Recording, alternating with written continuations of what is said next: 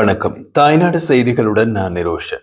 இலங்கையின் வடக்கு மாகாணத்தை சுற்றி பெரும் அரசியல் பரபரப்பை ஏற்படுத்தியுள்ள ஊழல் குற்றச்சாட்டு தற்போது நாட்டின் முக்கிய விவாத பொருளாக மாறியுள்ளது. நாடாளுமன்றத்தில் நடைபெற்ற சமீபத்திய அமர்வில் நாடாளுமன்ற உறுப்பினர் அர்ஜுனா வடக்கு மாகாண சுகாதாரத்துறையில் இடம்பெற்றதாக கூறப்படும் மிகப்பெரிய ஊழல் குறித்து வெளிப்படையாக குற்றச்சாட்டுகளை முன்வைத்தார். அர்ஜுனாவின் இந்த வெளிப்பாடு அரசாங்கம், நிர்வாக அமைப்புகள் மற்றும் அரசியல் வட்டாரங்களில் பெரும் அதிர்வை ஏற்படுத்தியுள்ளது. குறிப்பாக அவர் முன்வைத்த குற்றச்சாட்டுகள் வெறும் அரசியல் பேச்சாக இல்லாமல் கணக்காய்வாளர் நாயகத்தின் வருடாந்த அறிக்கை மற்றும் வடக்கு மாகாண சுகாதாரத்துறையின் உத்தியோகபூர்வ கணக்காய்வு ஆவணங்கள் ஆகியவற்றை ஆதாரமாக கொண்டது என்பதில்தான் இந்த விவகாரத்தின் முக்கியத்துவம் நிலவுகின்றது. அர்ஜுனா நாடாளுமன்றத்தில் வழங்கிய உரையின் போது வடக்கு மாகாண சுகாதாரத்துறையில் பில்லியன் ரூபாவுக்கு மேல் மதிப்புள்ள நிதிகள் தவறாக பயன்படுத்தப்பட்டன என்றும் திட்டமிடப்பட்ட முறையில் ஆவணங்கள் மறைக்கப்பட்டன என்றும் குற்றம் சாட்டினார். மேலும் அவர் இது ஒரு தனிநபரின் ஊழல் அல்ல, நிர்வாக ரீதியாக அமைக்கப்பட்ட ஒரு குழுவின் திட்டமிட்ட மோசடி என்றும் சுட்டிக்காட்டினார்.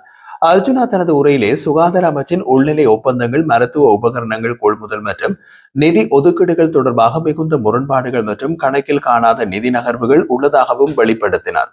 அரசாங்க உறுப்பினர்கள் அதற்காக உறுதியான ஆதாரங்களை கேட்டபோது அர்ஜுனா உடனடியாக கணக்காய்வாளர் நாயகத்தின் ஆவணங்களை மேசையில் சமர்ப்பித்து தனது குற்றச்சாட்டை உறுதிப்படுத்தினார்.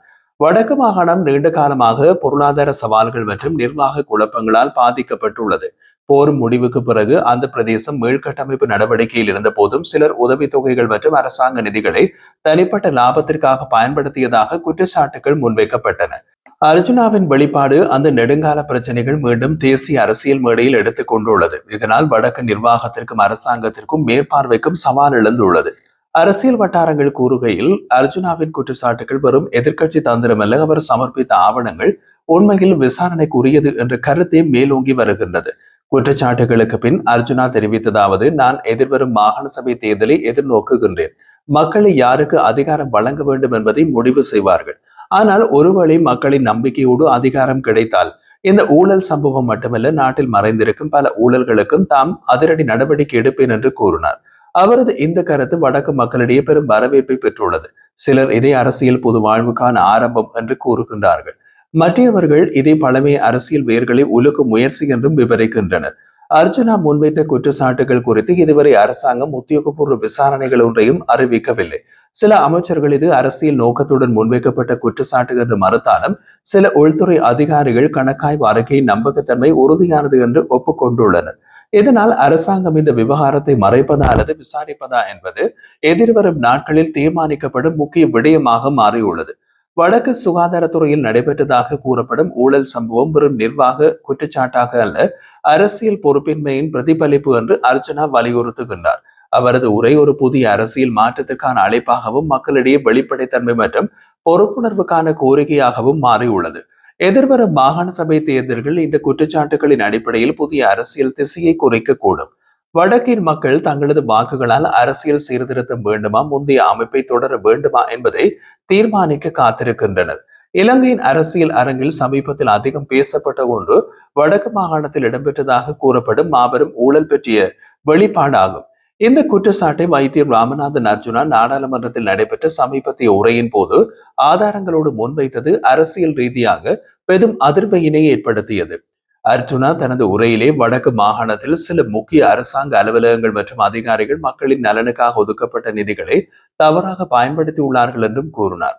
அவரது உரை வெறும் அரசியல் குற்றச்சாட்டாக அல்ல, கணக்காய்வாளர் நாயகத்தின் அறிக்கை, அரசு நிதி ஒதுக்கீட்டு பதிவுகள் மற்றும் திட்ட ஆவணங்கள் என்று பல ஆதாரங்களின் அடிப்படையில் அமைந்தது என்பதால் இது அரசாங்கத்தின் மேல் நேரடியான சவாலாக மாறியது. அர்ஜுனாவின் வெளிப்பாட்டுக்கு பதிலளித்த மீன்பிடி அமைச்சர் சந்திரசேகர் அரசாங்க உத்தியோகத்தர்கள் மீது வீணாக குற்றச்சாட்டு சுமத்த வேண்டாம் என்று கூறினார். இந்த பதில் அர்ஜுனாவின் குற்றச்சாட்டுகளை நேரடியாக மறுக்கும் விதமாக இருந்தது. ஆதாரங்களில் வெளிப்படுத்திய குற்றச்சாட்டுகளை கூட அமைச்சர் உண்மையாக எடுத்துக் கொள்ளவில்லை. மாறாக குற்றச்சாட்டுகளுக்கு உள்ளாகியுள்ள அதிகாரிகளுக்காகவே அவர் பேசுகிறார். இது அரசாங்கத்தின் நேர்மையினையும் அதன் பொறுப்புணர்வையும் கேள்விக்குள்ளாக்குகிறது.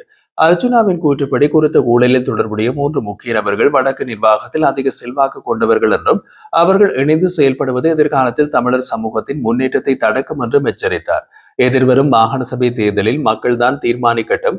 நான் யாரையும் எனக்கு ஆதரவு தர கட்டாயப்படுத்த மாட்டேன். ஆனால் வடக்கில் நடந்த மிகப்பெரிய ஊழல்களுக்கு நீதி வேண்டும் என்று போராடுவேன். அர்ஜுனா முன்வைத்த முக்கியமான குற்றச்சாட்டு ஒன்றானது சில அமைச்சர்கள் மற்றும் அதிகாரிகள் ஒருவருக்கொருவர் காப்பாற்றும் வலையமைப்பை உருவாக்கி இருப்பது பற்றியது.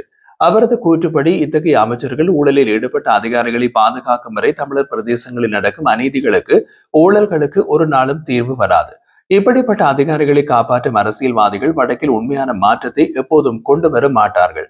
அர்ஜுனா கூறுகையில், ஜனாதிபதி உண்மையாக மக்களின் நம்பிக்கையை பாதுகாக்க விரும்பினால் இத்தகைய ஊழல்களில் ஈடுபட்ட அமைச்சர்களின் செயல்பாடுகளை கவனத்தில் கொள்ள வேண்டும். இவ்வாறான நபர்கள் ஆட்சியில் நீடிப்பது வடக்கின் ஆளும் கட்சியின் செல்வாக்கை தகர்க்கும். இந்த எச்சரிக்கை அரசியல் ரீதியாக பெரிய அர்த்தம் கொண்டது. காரணம், இது அரசாங்கத்தின் உள் முரண்பாடுகளையும் வடக்கில் அரசியல் செல்வாக்கு குறைந்து வருவதையும் சுட்டிக்காட்டுகின்றது. இலங்கையின் அரசியல் சூழல் மீண்டும் கலகலப்புடன் மாறி வருகிறது. தேசிய மக்கள் சக்தி ஆட்சிக்கு எதிராக நாமல் ராஜபக்ச தலைமையிலான குழு வரும் நவம்பர் மாதம் 21ஆம் தேதி நுகேகுடையில் பெரிய அளவிலான பேரணியை நடத்த உள்ளதாக அறிவித்துள்ளது. அரசாங்கத்தின் கொள்கைகள், பொருளாதார திசை மாற்றங்கள் மற்றும் சர்வாதிகார போக்கு எதிர்த்து நடத்தப்படும் இந்த பேரணிகளுக்கு சகல எதிர்க்கட்சிகளுக்கும் அழைக்கப்பட்டுள்ளன. இருப்பினும் ஆரம்பத்திலிருந்தே சஜித் பிரேமதாச தலைமையிலான ஐக்கிய மக்கள் சக்தி இந்த பேரணியில் பங்கேற்காது என்று அறிவித்தது. நாமல் ராஜபக்ச மக்களுக்கான போராட்டம் நடத்த நல்ல நேரம் தேட வேண்டியதில்லை, மக்கள் பக்கம் நின்று அவர்களின் உரிமைக்காக குரல் கொடுக்க வேண்டும் என்று கூறி மீண்டும் ஐக்கிய மக்கள் சக்தியை கலந்து கொள்ள அழைத்தார். ஆனால் அந்த அழைப்பும் மறக்கப்பட்டது. அதே போல விமல் வீரவங்ச தலைமையிலான தேசிய சுதந்திர முன்னணியும் கலந்து கொள்ளாது என்று அறிவித்தது. இதே போக்கில் சம்பிக்கு ரணவக்க தலைமையிலான கட்சியும் தங்களது பங்கேற்பை தள்ளுபடி செய்தது. இதனால் நாமல் தலைமையிலான இந்த பேரணி உள் முரண்பாடுகள் காரணமாக வெற்றியடைவதா அல்லது தோல்வி அடைவதா என்ற சந்தேகம் எழுந்துள்ளது. இதனிடையே சில ஊடகங்கள், இந்திய புலனாய்வு அமைப்புகள் இந்த பேரணியின் பின்னணி குறித்து எச்சரிக்கை விடுத்துள்ளன என்ற வகையில் தகவல்கள் வெளியிட்டுள்ளன. அதில் புலிகள் இயக்கம் மீண்டும் எழுச்சி பெறுவதாகவும், தாவூத் இப்ராஹிம் தலைமையிலான இஸ்லாமிய போதைப்பொருள் குழுக்கள் புலிகளோடு இணைந்து செயல்படுவதாகவும் கூறப்பட்டுள்ளது. இந்த செய்திகளை சில இந்திய ஊடகங்கள் இந்திய உளவுத்துறை ஆதாரங்களை மேற்கொள்ளிட்டு வெளியிட்டுள்ளன. அதனைத் தொடர்ந்து சில உள்ளூர் ஊடகங்களும் இதே செய்தியை பெரிதாக்கி அரசியல் பிரச்சாரமாக மாற்றியுள்ளன. அதே சமயம் புலனாய்வு அமைப்புகளால் கண்டுபிடிக்கப்பட்ட முக்கிய தகவல்கள் பொதுவாக அதிகாரப்பூர்வ வழிகளில் மட்டுமே பகிரப்படுகிறது. உயிர்த்த ஞாயிறு தாக்குதல்கள் தொடர்பாக இந்திய புலனாய்வு பகிர்ந்த எச்சரிக்கை மற்றும் சமீபத்தில் அமெரிக்கா பகிர்ந்த அரகம்பிரிகுடா சம்பவ தாக்குதல்கள் இதற்கு எடுத்துக்காட்டுகள். ஆனால் இம்முறை ஊடகங்கள் வழியாக வெளியான தகவல்கள் நம்பகத்தன்மையற்ற அரசியல் முயற்சிகள் என்று சிலர் விமர்சிக்கின்றார்கள். தமிழ்நாட்டில் மாநில தேர்தல்கள் நெருங்கி வரும் நிலையில் புலிகள் மீண்டும் உயிர்த்தெழுகின்றார்கள் என்ற செய்தி அங்குள்ள அரசியல் கோஷங்களுடன் இணைக்கப்படலாம் என்றும் ஊகிக்கப்படுகிறது. இதேவேளை இலங்கையின் வடக்கு மற்றும் கிழக்கு மாகாணங்களில் மாவீரர் தினம் நினைவு கூறும் நிகழ்வுகள் நடைபெற்று வருகின்றன. இது அரசாங்கத்திற்கு சிக்கலான நேரத்தில் நடைபெறுவதால் சில அரசியல் வட்டாரங்கள் இதை திசை திருப்பும் முயற்சி என்றும் மதிப்பிடுகின்றன. மேலும் வடக்கு பகுதியில் போதைப்பொருள் விநியோகம் மற்றும் ஆட்கடத்தல் வலையமைப்புகள் தொடர்பான எச்சரிக்கைகளும் வெளிச்சத்துக்கு வந்துள்ளன. இந்த சூழலில் நாமல் ராஜபக்ச தலைமையிலான 21ஆம் தேதியிலான போராட்டம் அரசியல் கவனத்தை வேறு திசைக்கு திருப்பும் முயற்சியாக பார்க்கப்படுகிறது. சில அரசியல் விமர்சகர்கள், இன்றைய புலிகள் தலைவர்கள் பலரும் ராஜபக்ச குடும்பத்தின் அரசியல் வட்டத்தில் இணைந்து விட்டனர் என்று குற்றம் சாட்டுகின்றார்கள். உதாரணமாக தயாமாஸ்டர் விநாயகமூர்த்தி முரளிதரன், பிள்ளையான் மற்றும் மஹிந்த ராஜபக்சவின் நெருங்கியவர் ஜான்ஸ்டன் பெர்னாண்டோ ஆகியோர் இன்று அந்த குடும்பத்தோடு அரசியல் ரீதியில் நெருங்கிய உறவு கொண்டுள்ளதாக சொல்லப்படுகிறது. இலங்கையின் தற்போதைய அரசியல் நிலைமை ஒரு பிரச்சார போராட்டத்தின் நிலையிலேயே உள்ளது. நாமல் ராஜபக்ச தலைமையிலான 21ஆம் தேதி நடைபெறும் பேரணி உண்மையிலேயே மக்களுக்கான போராட்டமானது அரசியல் மறைமுக நோக்கங்களுக்காக திட்டமிடப்பட்ட நிகழ்வா என்பது இன்றைய முக்கிய கேள்வி. புலனாய்வு செய்திகள், போதைப் பொருள் வலையமைப்புகள், வடக்கில் நடக்கும் மாவீரர் நினைவு நிகழ்வுகள் மற்றும் தேர்தல் சூழல் ஆகிய அனைத்தும் ஒன்று சேர்ந்து அரசியல் கலக்கத்தின் புதிய அத்தியாயத்தை உருவாக்கியுள்ளன.